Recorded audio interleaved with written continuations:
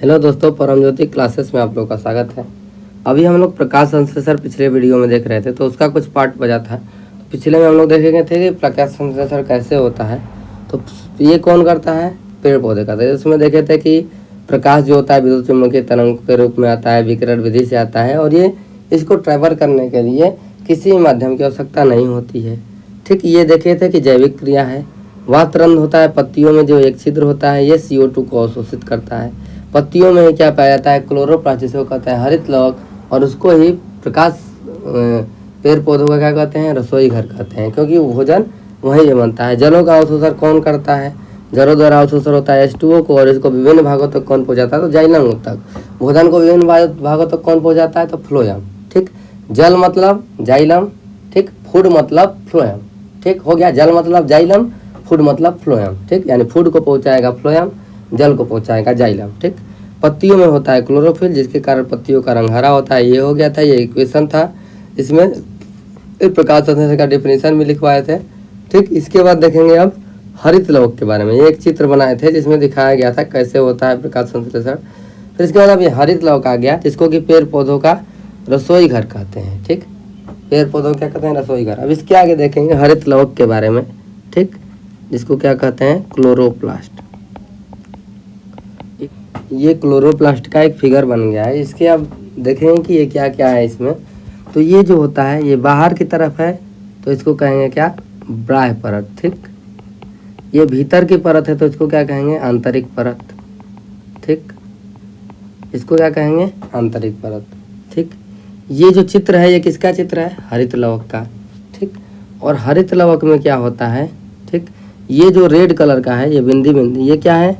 जीव द्रव्य। किसका? हरित लवक का। ठीक, हरित लवक का जीव द्रव्य। ठीक, हरित लवक का जीव द्रव्य। इसको क्या कहेंगे? इस जीव द्रव्य को, इसको क्या कहते हैं? स्ट्रोमा। क्या कहते हैं? स्ट्रोमा। इतना याद रहेगा। हरित लवक के जीव द्रव्य को क्या कहेंगे? स्ट्रोमा। तो ये जो समूह में ये सब जुड़े हुए हैं, इतना ये सब एक दूसरे से जुड़े हुए हैं, इसको क्या कहेंगे? थैलाक्वाइड का समूह। ठीक, थैलाक्वाइड का समूह। ठीक, इसको क्या कहेंगे? थैलाक्वाइड का समूह। और इसी को टोटल मिला के क्या कहेंगे? ग्रेनम। ठीक, इसी को क्या कहेंगे? ग्रेनम कहेंगे। हो गया इतना। जो ये थैलाक्वाइड है, ये जो जुड़े हुए हैं इसकी सहायता से, इसको क्या कहेंगे? लेमिना। ठीक, इसको बाहर लिख लेंगे। इसको क्या कहेंगे? जिसकी सहायता से थैलाक्वाइड जुड़े हुए हैं, इसको क्या कहेंगे? लेमिना। अब इसके अंदर, ये थैलाक्वाइड के अंदर जो ये है बैगनी कलर का जो बनाए हैं, ये क्या है? ये हरे रंग का एक वर्णक है, ग्रीन कलर पिगमेंट है। क्या है? ग्रीन कलर पिगमेंट है। इसको क्या कहते हैं हम लोग? क्लोरोफिल कहते हैं। ठीक, क्लोरोफिल कहते हैं। क्या कहते हैं? क्लोरोफिल। ये कहते हैं क्लोरोफिल का काम क्या होता है? पत्तियों को हरा रंग प्रदान करता है, ये बताया गया है। पत्तियों का हरा रंग इसी के कारण होता है। और दूसरा बात याद करेंगे क्या? सन के लाइट को ऑब्जर्व करता है, ये भी बताया गया है पिछले पार्ट में कि सनलाइट को कौन ऑब्जर्व करता है? तो क्लोरोफिल करता है। तो ये कौन सा पार्ट है? क्लोरोफिल। ठीक, तो प्रकाश संश्लेषण के अब चरण की बात करेंगे। ये क्यों जाने? ये ग्रेनम होता है, ये क्या होता है?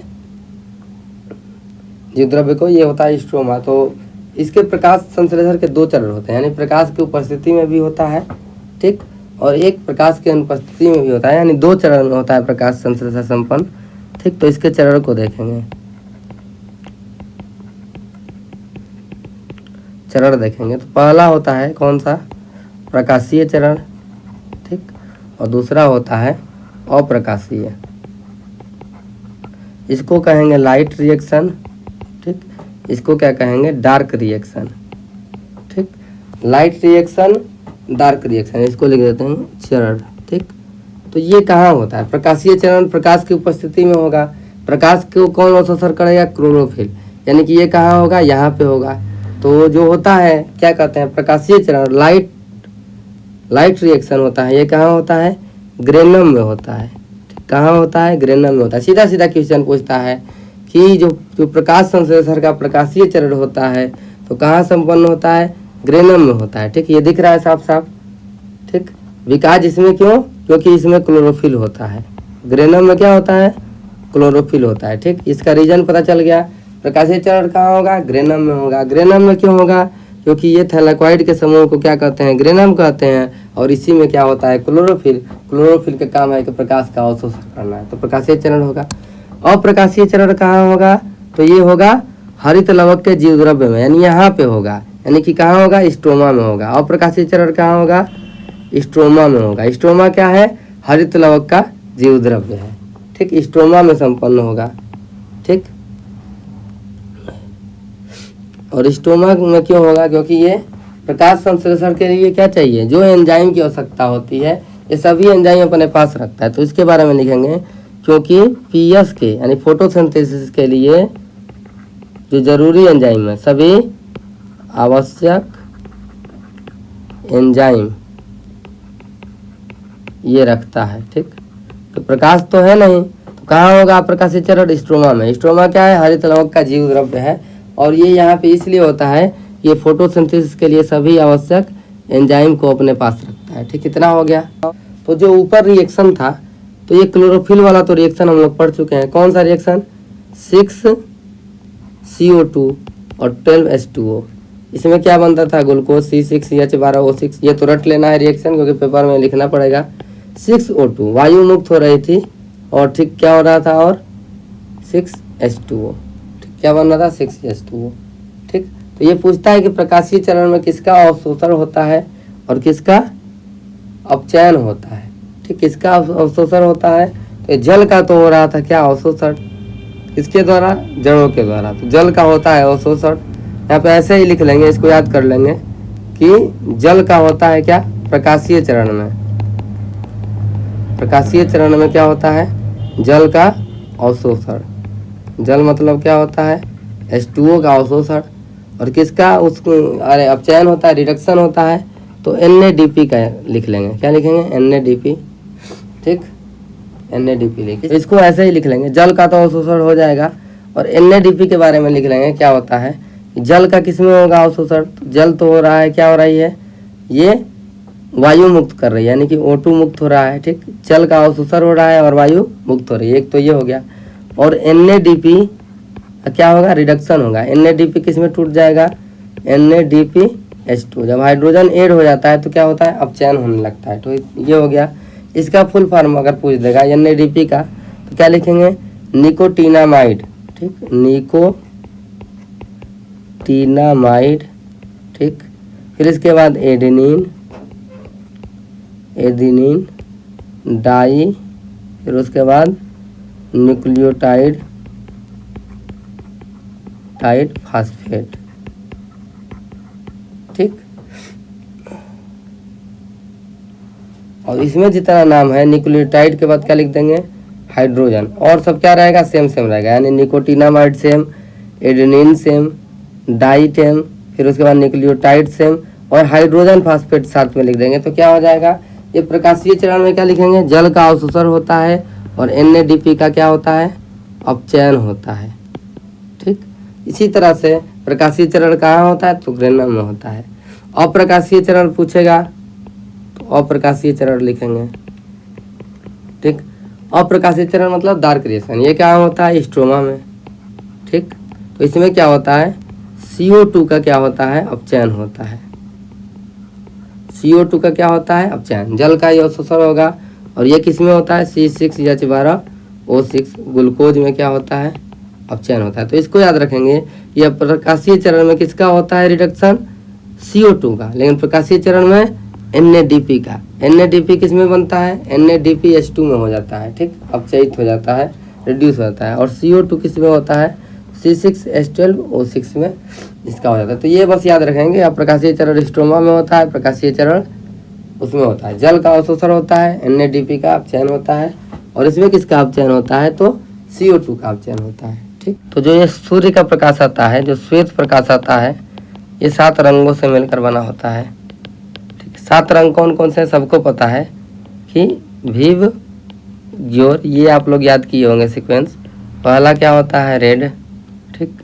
ये क्या है, ऑरेंज, रेड मतलब लाल, ये हो जाएगा नारंगी, ठीक। ये वाई मतलब येलो, येलो मतलब पीला, जी मतलब ग्रीन मतलब हरा, फिर इसके बाद बी मतलब ब्लू मतलब नीला, फिर आई मतलब इंडिगो मतलब आसमानी, और बी मतलब वायलट मतलब बैगनी। और ऐसे भी आप लोग याद किए होंगे, ठीक, बैनी या पीनाला, ठीक। तो ये तो हो गया क्रम। अब लाल के बारे में याद रखेंगे। सबसे ज़्यादा तरंग दैर्घ्य किसकी होती है? तरंग दैर्घ्य सबसे ज़्यादा, ठीक, सबसे ज़्यादा तरंग दैर्घ्य किसकी है? लाल की है। और इसका क्या है? बैगनी का आवृत्ति सबसे ज़्यादा है, ठीक, और इसका आवृत्ति सबसे कम है। किसका? लाल का, ठीक, क्योंकि उल्टा, सबसे कम तरंग दैर्घ्य बैगनी का, सबसे कम तरंग दैर्घ्य बैगनी का। तो ये दो बातें आप लोग को इसके बारे में याद रखेंगे, ठीक। तो ये क्वेश्चन क्या पूछता है कि प्रकाश संश्लेषण यानी फोटोसिंथेसिस की क्रिया किस रंग में सर्वाधिक होती है, ठीक। सबसे ज़्यादा किस रंग में सर्वाधिक होती है? तो ये लाल में सर्वाधिक होती है, क्योंकि ये लाल का तरंग दैर्घ्य सबसे अधिक होता है, इसीलिए लाल में सबसे ज़्यादा फोटोसिंथेसिस होता है, ठीक। सबसे कम किस में होता है फोटोसिंथेसिस? हरे में, क्योंकि इसका रंग खुद ही हरा है, ठीक। सबसे कम किस में होगा? हरे में। और ये पूछ देगा क्वेश्चन कि सबसे ज़्यादा, ठीक, सबसे ज़्यादा किसको अवशोषित करते हैं? किस रंग को अवशोषित करते हैं? कौन? हरे पेड़ पौधे। यानी कि हरे पेड़ पौधे सबसे ज़्यादा किस रंग को अवशोषित करते हैं? तो इसका क्या होगा आंसर? नीला। तो ये नीला को सबसे ज़्यादा अवशोषित करते हैं, लेकिन तब भी प्रकाश संश्लेषण सबसे ज़्यादा किस में होता है? लाल में होता है, ठीक। और अगर नीला नहीं दिया रहेगा तो किसको रहेगा दूसरे स्थान पे? लाल को। यानी कि सबसे ज़्यादा किसको करते हैं अवशोषित? नीला को। कौन? हरे पेड़ पौधे। और उसके बाद लाल को। सबसे ज़्यादा प्रकाश संश्लेषण किस में होता है? लाल में। सबसे कम किस में होता है? तो हरा में, ठीक। हरे रंग में क्यों होता है? कि हरा रंग का जो होता है पत्तियाँ, और हरा रंग जब प्रकाश संश्लेषण के लिए आएगा तो हरा रंग को क्या करेगा? रिफ्लेक्ट कर देगा, ठीक। ये भी रंग हरा है, पत्तियों का रंग भी हरा है, तो हरा को क्या कर देगा?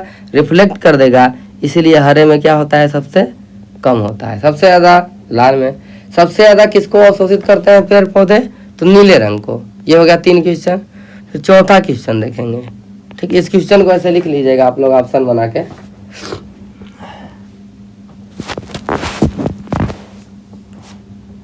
ठीक, ये पूछता है कि प्रकाश संश्लेषण होता है, ठीक, प्रकाश संश्लेषण किसमें होता है? ऑप्शन दिया रहेगा प्राकृतिक प्रकाश यानी कि सूर्य का प्रकाश, दूसरा रहेगा आर्टिफिशियल यानी कि कृत्रिम प्रकाश, ठीक। तो ये जो होता है प्रकाश संश्लेषण दोनों में ही होगा, ठीक। अभी बताया ना लाइट रिएक्शन और डार्क रिएक्शन, मतलब कृत्रिम प्रकाश में भी क्या होगा? प्रकाश संश्लेषण होगा, यानी कि ए एंड बी दोनों होगा इसका आंसर, ठीक। प्रकाश संश्लेषण किन प्रकार के तरंगों में होता है? 5वां क्वेश्चन पूछेगा कि प्रकाश संश्लेषण किस प्रकार के तरंगों में होता है? तो किसमें होता है? दृश्य प्रकाश किरणों में, ठीक। प्रकाश संश्लेषण किसमें होता है? तो दृश्य प्रकाश किरणों में होता है। तो इतना बात याद रखेंगे प्रकाश संश्लेषण के लिए। अब इसके बाद अगले लेक्चर में हम लोग क्या पढ़ेंगे? वाष्पोत्सर्जन, क्योंकि वो भी क्या है? इसी के जैसा ही है, ठीक है। आप लोग कमेंट करके बताइएगा कि ये पार्ट कैसा लगा, और जिन्होंने भी हमारे चैनल को सब्सक्राइब नहीं किया है वो हमारे चैनल को ज़रूर सब्सक्राइब करें, ठीक है। धन्यवाद, आपका दिन शुभ हो।